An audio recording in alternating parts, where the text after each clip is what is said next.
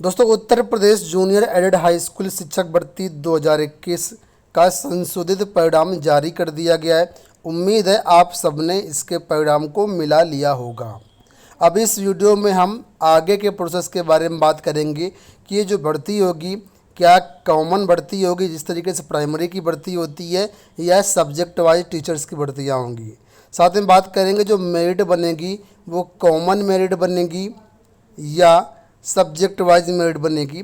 इसके अलावा जब काउंसलिंग होगी तो कौन कौन से डॉक्यूमेंट्स वहाँ पर मांगे जा सकते हैं। तो जो भी आपके मन में प्रश्न आ रहे हैं इन सभी प्रश्नों के जवाब इस वीडियो में हम देंगे, तो वीडियो को आप लोग लाइक और शेयर जरूर कर दीजिएगा। हालांकि संशोधित परिणाम जरूर जारी हो चुका है, लेकिन अभी भी अभ्यर्थियों के मन में कई सारे ऐसे सवाल हैं जो उलझाए हुए हैं। कुछ अभ्यर्थी अभी भी कह रहे हैं कि इस भर्ती में भ्रष्टाचार हुआ है। यहाँ पर बहुत से ऐसे अभ्यर्थी हैं जो फेल से पास हुए हैं तो कैसे हो गए हैं। अभी भी छात्र अनियमितता का इसमें आरोप लगा रहे हैं, और कुछ लोग तो ऐसे हैं कि फिर से कोर्ट केस की तैयारी कर रहे हैं। तो वो बातें अलग हैं, वो साइड में चलती रहेंगी। जिसको जो करना है वो उनका मैटर है। हम इसमें आगे बढ़ेंगे और देखेंगे क्या क्या चीज़ें अब आगे होंगी और कैसे आपको इसमें आगे की तैयारी करनी चाहिए अगर आपका यहाँ पर सिलेक्शन हो गया है तो।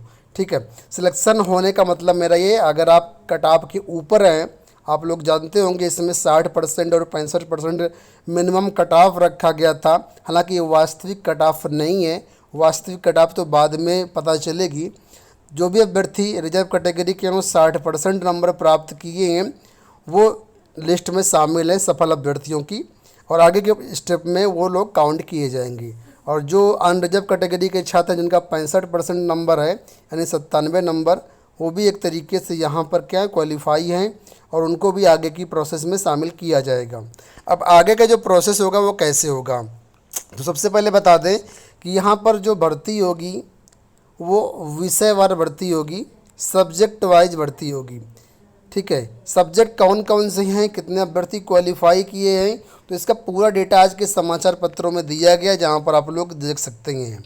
यहां पर देखिए विषयवार परिणाम के बारे में जानकारी दी गई है कि संस्कृत में जो अभ्यर्थी क्वालिफाई हुए हैं, हम सहायक अध्यापक की बात करेंगे पहले, तो 5,941 अभ्यर्थी क्वालिफाई हुए हैं संस्कृत विषय में। हिंदी में 13,198 अभ्यर्थी क्वालिफाई हुए हैं।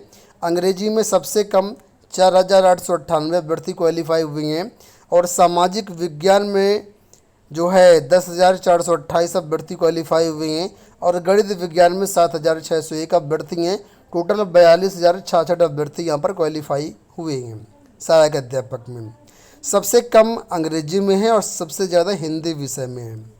प्रधानाध्यापक की बात कर लेते हैं तो प्रधानाध्यापक में देखिए यहाँ पर संस्कृत के 323 अभ्यर्थी यहाँ पर क्वालिफाई हुए हैं। हिंदी में 564, अंग्रेजी में 232 है, सामाजिक विज्ञान में 323 है, गणित विज्ञान में 102, टोटल 1544 अभ्यर्थी। हालांकि प्रधानाचार्य पद तो ऐसा पद होता है कि जो एक तरीके से सभी विषयों का ज्ञान होना चाहिए उसको, लेकिन जिन अभ्यर्थियों ने जैसे आवेदन किया था उसके बेसिस पर जो आपके सामने डाटा है वो हम आपको शेयर कर रहे हैं यहाँ पर। तो प्राइमरी में सहायक अध्यापकों की अगर बात करते हैं पदों की संख्या के बारे में, तो 1504 पद हैं और प्रधानाध्यापक के 390 पद हैं। तो जो 42,000 अभ्यर्थी यहाँ पर क्वालिफाई हुए हैं, 42,066। ठीक है, अभ्यर्थी 42,000 हैं 66 और पदों की संख्या 1504 है। तो आप यहाँ पर ये आंकड़ा लगा सकते हैं कि कंपटीशन बहुत ज़्यादा है ना। कंपटीशन ज़्यादा है तो जिसका गुणांक सबसे ज़्यादा बनेगा वही यहाँ पर सफलता पाएगा, उसी को यहाँ पर कॉलेज मिलेगा। बाकी जो लोग मेरिट वाले अभ्यर्थी हैं कहीं ना कहीं वो बाहर हो जाएंगे। अब जो 1504 पद हैं वो यहाँ पर क्या है कि टोटल पद हैं, इसमें से अभी सब्जेक्ट वाइज पद अलग होंगे। जो निदेशालय है, उम्मीद है कि निदेशालय या पीएनपी जिसके भी अंडर में होगा, उम्मीद है कि निदेशालय ही करेगा। तो यहाँ पर सभी सब्जेक्ट की अलग अलग जो पदों की संख्या है वो जारी करेगा।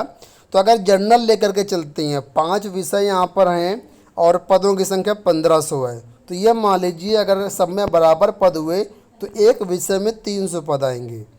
हालांकि ये बराबर नहीं होंगे, कम ज़्यादा होंगे। ठीक है, तो एक मोटा मोटा आइडिया हम लेके चलें तो 300 पद लगभग हो सकती हैं एक विषय में। और इस 300 पद में भी फिर पदों का जो डिस्ट्रीब्यूशन होगा वो कैटेगरी के अनुसार होगा, जिसमें जनरल के पद अलग होंगे, ईडब्ल्यूएस के पद अलग होंगे, है ना, ओबीसी के अलग होंगे, एससी के अलग होंगे, एसटी के अलग होंगे। और जो हॉरिजॉन्टल रिजर्वेशन होता है जैसे महिलाओं के, पीएच कैटेगरी के, ये सब पद अलग अलग होंगे। तब पदों की संख्या देखा जाए तो बहुत कम रह जाएगी। हो सकता है किसी में 10 पद आए, किसी में 20 पद आए, किसी में 100 पद आए, किसी में 50 पद आए, इस तरीके से। ठीक है, तो जब सब्जेक्ट वाइज हमें पदों का ब्यौरा मिल जाएगा तभी एक कट ऑफ का आकलन किया जा सकता है कि आखिर कितनी कट ऑफ जा सकती है। यूट्यूब पर बहुत सारे आपको कट ऑफ के वीडियो मिल जाएंगे कि इस विषय का इतना कट ऑफ जा सकता है, लेकिन मुझे लगता है अभी कट ऑफ के बारे में बात करना सही नहीं होगा। ठीक है, तो ये डेटा आपके सामने है। अब यहाँ पर देखिए जो मेरिट बनेगी वो जाहिर सी बात है आप समझ चुके हैं कि मेरिट यहाँ पर विषयवार ही बनेगी, कॉमन मेरिट नहीं बनेगी। और जो भर्ती होगी वो विषयवार ही होगी, कॉमन भर्ती नहीं होगी। ठीक है, तो आगे का प्रोसेस क्या है? तो आगे का प्रोसेस जानने के लिए मैं आपको नियमावली जो जारी हुई थी 2019 में उसका एक पेज यहाँ पर दिखा रहा हूँ। यहाँ पर चयन की पूरी प्रक्रिया बताई गई है। तो यहाँ पर देखिए चयन की प्रक्रिया के बारे में सारी जानकारी दी गई है। ठीक है, तो अब आपका जो रिजल्ट जारी हो चुका है उसके बाद आगे की जो प्रक्रिया वो कैसे होगी अब आप उसको जानिए।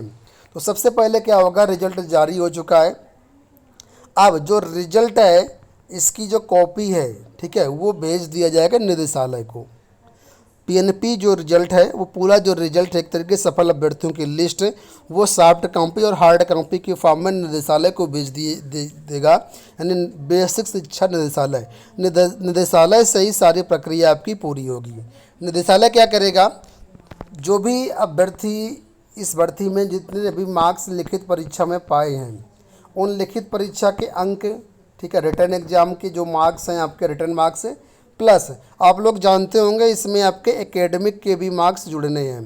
तो एकेडमिक जब आपने फॉर्म भरा था उस समय आपने एकेडमिक का पूरा डेटा सरकार को दिया है, पीएनपी को दिया है। तो एकेडमिक का जो भी आपका वेटेज बन रहा है उसके आधार पर यहाँ पर एक गुणांक निकाला जाएगा। अगर आप चाहेंगे कि गुणांक कैसे निकाला जाता है उसका मैं अलग से वीडियो बना दूंगा, इस वीडियो में उसको नहीं कवर कर रहा हूँ।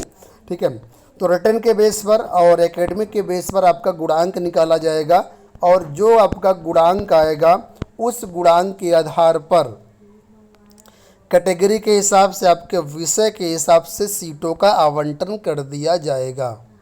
कॉलेज चॉइस संभवतः नहीं मांगी जाएगी। ठीक है, निदेशालय अपने हिसाब से सीटों का आवंटन कर देगा। जितने भी अभ्यर्थी टॉप मेरिट में आएंगे, टॉप गुणांक में होंगे, वो सीधे कॉलेज उनको अलॉट कर दिए जाएंगे।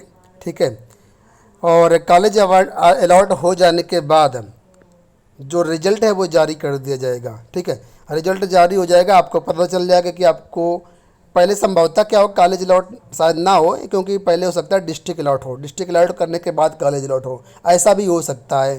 ठीक है, तो जैसे आपको पता चलेगा कि आपका फलाने डिस्ट्रिक्ट मिला है, ठीक है, तो फिर आपको संबंधित ज़िले में जाना होगा। संबंधित ज़िले में जाकर के जो बीएसए ऑफिस होता है वहाँ पर आपके डॉक्यूमेंट का वेरिफिकेशन होगा। जैसे प्राइमरी में देखा होगा ज़िलों पर ही डॉक्यूमेंट वेरिफिकेशन होता है, काउंसलिंग होती है। ठीक है, तो फिर प्राइमरी संबंधित ज़िले में आपके जो भी डॉक्यूमेंट्स है वो सभी चेक होंगे, जिसमें जो आपका फॉर्म भरा था वो फॉर्म, आवेदन फॉर्म आपके पास होना चाहिए। जो भी आपके एकेडमिक डॉक्यूमेंट्स जैसे high school, inter, graduation, B Ed या बीएससी जो कुछ भी है या डीएड जो कुछ भी है आपका है वो सारे आपके पास डॉक्यूमेंट्स होने चाहिए। ठीक है, उनका आपके पास जो डिग्री वगैरह सर्टिफिकेट है वो भी होना चाहिए। अगर नए ना हो तो आप उनको अपना पहले से बनवा सकते हैं। जैसे किसी के पास डिग्री नहीं होती है बीएड की या ग्रेजुएशन की तो उसको आप अभी से निकलवा सकते हैं। इसके अलावा जो रिजर्वेशन के डॉक्यूमेंट्स हो गए, जैसे जाति प्रमाण पत्र हो गया, या जो दिव्यांग अभ्यर्थी है उनके लिए पीएच सर्टिफिकेट हो गया, डोमोसाइल वगैरह हो गया, ठीक है, या आपके जो आइडेंटिफिकेशन संबंधी डॉक्यूमेंट जैसे आधार कार्ड हो गया, पैन कार्ड हो गया, ये सारी चीज़ें वहाँ पर चेक होंगी। और हो सकता है वहाँ पर आपको जिला स्तर पर एक एफिडेविट का भी प्रारूप दिया जाए, उस प्रारूप को भी आपको वहाँ पर भरना पड़ेगा। जो चीज़ें उसमें मांगी जाएंगी, हलफनामा वगैरह हो सकता है आपको लगाना पड़ेगा, तो वो उसी टाइम पता चलेगा आपको। ठीक है, जैसे ही आपका डॉक्यूमेंट वेरिफिकेशन सफल हो जाएगा जिला स्तर पर, उसके बाद जो है क्या होगा, जिला स्तर से जो आपका लेटर है वो संबंधित अभ्यर्थी के घर भी भेजा जाएगा, साथ में स्कूल के एड्रेस पर भी भेजा जाएगा। तो जब स्कूल के एड्रेस पर आपका लेटर चला जाएगा तो स्कूल वाले भी आपको इन्फॉर्मेशन देंगे कि हाँ आपका चयन हमारे विद्यालय में हुआ है। आपके घर बाई पोस्ट भी भेज सकते हैं लेटर, या फिर आपको कॉल वगैरह भी कर सकते हैं। तो संबंधित विद्यालय से भी आपका जो है चयन होगा, मतलब लेटर जाएगा, और फिर संबंधित कॉलेज में जा कर के आप ज्वाइनिंग की प्रक्रिया को पूरा करेंगे। तो ये पूरी प्रक्रिया रहेगी आपकी। और आपको बता दें, ये जो कॉलेज रहेंगे, जैसा कि नाम से स्पष्ट एडेड जूनियर कॉलेज है, ठीक है, यानी ये सरकारी कॉलेज नहीं रहेंगे। जिस तरीके से टीजीटी पीजीटी की नियुक्तियां होती हैं तो जो मैनेजमेंट के कॉलेज होते हैं उसी प्रकार से यहाँ पर ये कॉलेज रहेंगे। तो जाहिर सी बात है, एडेड का मामला आप लोग समझते होंगे, जानते होंगे, टीजीटी पीजीटी की तैयारी कर रहे हैं तो यहाँ पर भी आपको ज्वाइनिंग करने पर मैनेजर द्वारा आपसे पैसे की डिमांड की जा सकती है। तो उन सब चीज़ों को आप समझिएगा, कोशिश करें कि पैसा बिल्कुल भी किसी में भी मैनेजर को ना दें। ठीक है, और जैसा भी आपको उचित लगे उस हिसाब से आप वहाँ पर ज्वाइनिंग करिएगा। और एक अच्छी जॉब है, कोई दिक्कत वाली बात नहीं है ना। तो आई होप आपको सारी चीज़ें समझ में आई होंगी। ये अगर मेमोरी डाउनलोड करना चाहो तो हमारे टेलीग्राम पर आपको मिल जाएगी। टेलीग्राम चैनल का लिंक वीडियो के डिस्क्रिप्शन बॉक्स में दिया गया है। यहाँ पर एबीटेक 123 सर्च करके आप टेलीग्राम को ज्वाइन कर सकते हैं और सारी चीज़ें समझ सकते हैं। तो ये प्रक्रिया हो गई, जो आपके मन में डाउट थे उनको मैंने कवर कर दिया है। कोई क्वेरी हो तो कमेंट बॉक्स में पूछ सकते हैं। धन्यवाद।